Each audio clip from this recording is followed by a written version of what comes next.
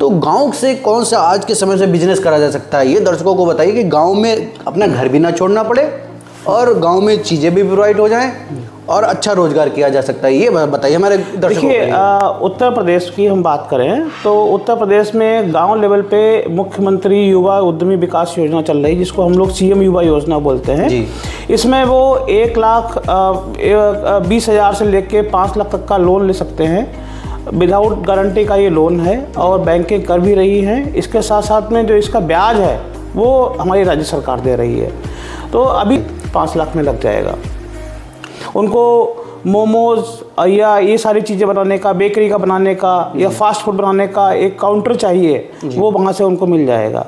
उनको अपना ये जितने भी वैल्यू एडिशन का है, जैसे उनके यहाँ पे कोई सब्जियाँ होती हैं जी, तो सब्जियों को सुखाने का वो धंधा कर सकते हैं। एक बड़ा मार्केट है।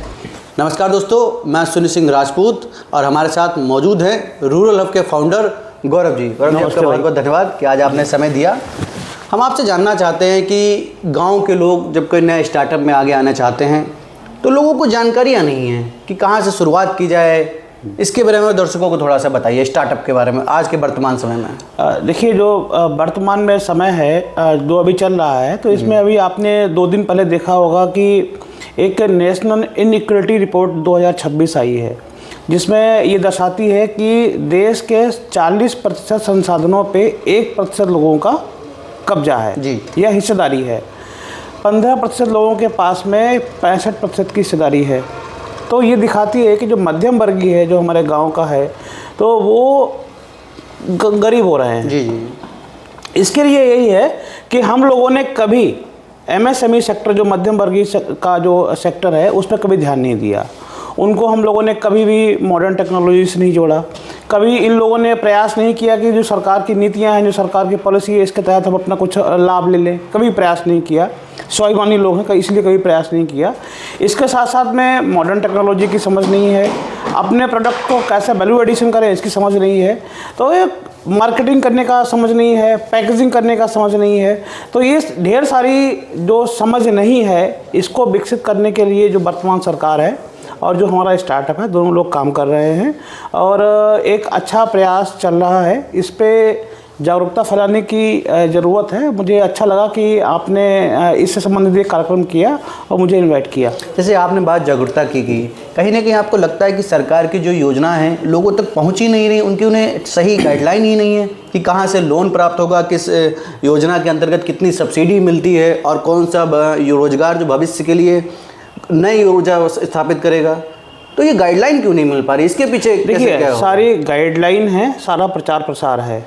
हमारे जो 19 सेंटर्स हैं जहाँ पे लोग आते हैं अपना उद्यम स्थापित करने के लिए, अब आवेदन करते हैं, उनको हम लिंक कराते हैं फाइनेंस से, गवर्नमेंट की जो योजनाएं हैं उनसे लिंक कराते हैं, मार्केट से लिंक कराते हैं। अब अभी ट्रेंड देखा गया है कि 35 से 40% लोगों को सिर्फ अनुचित लाभ चाहिए, वो करना ही नहीं चाहते। उनको ये लगता है कि हमको नौकरी मिल जाए, हमको एक फिक्स्ड जो हमारा आय है वो बन जाए, हमको उद्यम ना करना पड़े। ये एक समाज की सोच है। इस पे हम तो ये चाहेंगे कि आप जैसे पत्रकारों को कि वो समाज में आगे आएँ और उद्यमिता प्रोत्साहन में वो जो कुछ भी कर सकते हैं वो करें। इस कार्यक्रम के माध्यम से भी आपका यही प्रयास है। तो ये एक अच्छी पहल आपकी है। इसके साथ साथ में जितने भी अध्यापक हैं उनकी भी जिम्मेदारी है, क्योंकि अधिकतर जो मॉडल सेट किए जाते हैं, घर में कहा जाता है कि बेटा स्नातक कर लो, नहीं ग्रेजुएशन कर लो, नौकरी लग जाएगी जी। तो हम कभी ये क्यों नहीं समझते कि हम लर्न एंड अर्न शुरू से ही छोटी छोटी चीज़ें सीखें, उनका वैल्यू एडिशन करें और उनसे हम आमदनी प्राप्त करें। तो ये शुरुआत छोटे से करनी होगी, तभी हम उद्यमिता की तरफ बढ़ पाएंगे। देखिए, आज के समय बिजनेस आदमी करेगा तो ग्रोथ तो करेगा ही। जैसे हमारे जो दर्शक हैं इधर ग्रामीण एरिया से ज़्यादा आते हैं, तो गांव से कौन सा आज के समय से बिजनेस करा जा सकता है, ये दर्शकों को बताइए कि गांव में अपना घर भी ना छोड़ना पड़े और गांव में चीज़ें भी प्रोवाइड हो जाएं और अच्छा रोजगार किया जा सकता है, ये बताइए हमारे दर्शकों को। देखिए, उत्तर प्रदेश की हम बात करें तो उत्तर प्रदेश में गांव लेवल पे मुख्यमंत्री युवा उद्यमी विकास योजना चल रही है, जिसको हम लोग CM युवा योजना बोलते हैं जी। इसमें वो 1,20,000 से लेके 5 लाख तक का लोन ले सकते हैं। विदाउट गारंटी का ये लोन है और बैंकें कर भी रही हैं। इसके साथ साथ में जो इसका ब्याज है वो हमारी राज्य सरकार दे रही है। तो अभी इसमें भी देखने को आया है, जो भी अपना वैल्यू एडिशन करना चाहते हैं, जैसे एक चक्की पॉलिशर लगाना उनको है 5 लाख में लग जाएगा। उनको मोमोज या ये सारी चीज़ें बनाने का, बेकरी का बनाने का या फास्ट फूड बनाने का एक काउंटर चाहिए, वो वहाँ से उनको मिल जाएगा। उनको अपना ये जितने भी वैल्यू एडिशन का है, जैसे उनके यहाँ पे कोई सब्जियाँ होती हैं तो सब्जियों को सुखाने का वो धंधा कर सकते हैं, एक बड़ा मार्केट है। तो ये छोटे छोटे मार्केट हैं जिनके माध्यम से वो, इसके साथ साथ में ये पहली ऐसी योजना है जिसमें सर्विस सेक्टर को भी जोड़ा गया है। यदि कोई प्लम्बिंग का कार्य करता है तो उसको अपने टूल्स चाहिए, तो वो भी इस योजना के माध्यम से अपना ले सकते हैं। जैसे आपने तमाम व्यवसाय बताए, रोज़गार बताए कि ये चीज़ें लोग कर सकते हैं। अब मेन मुद्दा ये आता है कि पैसा, आदमी बैंक जाता है, तमाम चीज़ों से बता दी जाती, दौड़ता रहता है, लोन नहीं हो पाता है। सरकार की बैंक में जब जाते हैं तो बैंक मैनेजर लोग ये कह देते हैं कि ये योजना है ही नहीं, तो आदमी डिमोटिवेट हो जाता है। तो इन सबसे बचने के लिए आप इस क्षेत्र में क्या कार्य कर रहे हैं, ये बताइए। देखिए, 2 चीज़ें हैं। पहली चीज़ है कि हम उद्यम लगाने के लिए लोन ले रहे हैं जी, कि हम लोन ले रहे हैं अन्य खर्चों के लिए जी। ये हमने बहुत देखा है, खासकर अपने यूपी में। आदमी कहता है कि हमको पैसा मिल जाए, हम उससे अपना घर बनवा लें, जी, सही। बिटिया की शादी कर दें, कहीं उसकी पहले से लेनदारी चल रही आ रही है कि वो हमारी पूरी हो जाए।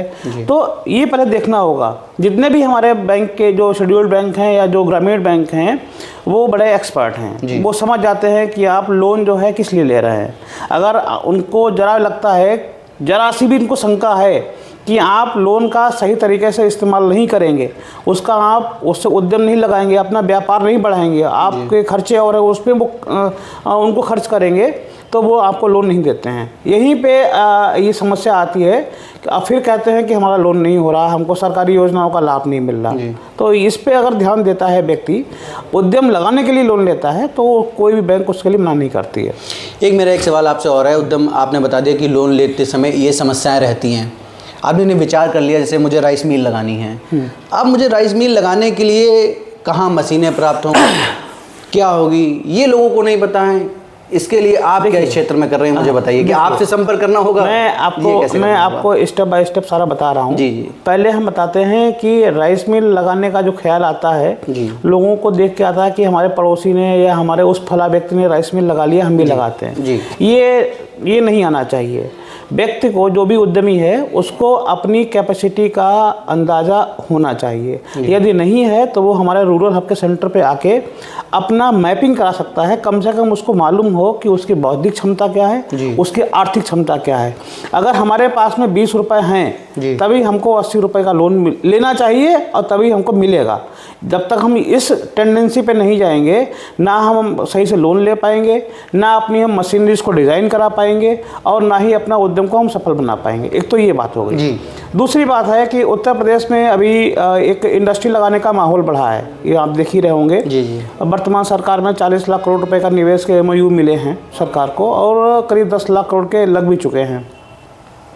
तो इसमें जो हमारा MSME सेक्टर है, MSME सेक्टर को ऑटोमेशन की तरफ जाना पड़ेगा। जी। और ऑटोमेशन में होता क्या है कि ऑटोमेशन एक सेट ऑफ मशीनरीज होता है, कई ढेर सारी मशीनरीज लगी होती हैं जिसमें आदमी नहीं काम करता, कम आदमी में सारी मशीनें काम करती हैं। एक मशीन से दूसरी मशीन कनेक्टेड रहती है, उससे कैपेसिटी भी बढ़ती है और हमारी जो क्वालिटी है, जो हम उत्पाद बना रहे हैं, वो भी इम्प्रूव होती है, खर्चे भी कम होते हैं। तो हमें MSME सेक्टर पे हम लोगों को फोकस करके ये देखना होगा कि इनके खर्चे कम हो, इनकी क्वालिटी इम्प्रूव हो, इसके लिए हम लोग काम कर रहे हैं। इसमें क्या है कि वो हमारे रूरल हब में आके, किसी भी सेंटर पे जाके अपनी जो बौद्धिक क्षमता है, जो आर्थिक क्षमता है, उसके आधार पे अपने प्लांट को डिज़ाइन करा सकते हैं। और उस डिज़ाइन के साथ साथ में हम उनको गैर सरकारी योजनाओं से भी जोड़ेंगे, उनको हम बैंकिंग फाइनेंस से भी हम सलाह देंगे, इसके साथ साथ उनको मशीनरी भी प्रोवाइड कराएंगे।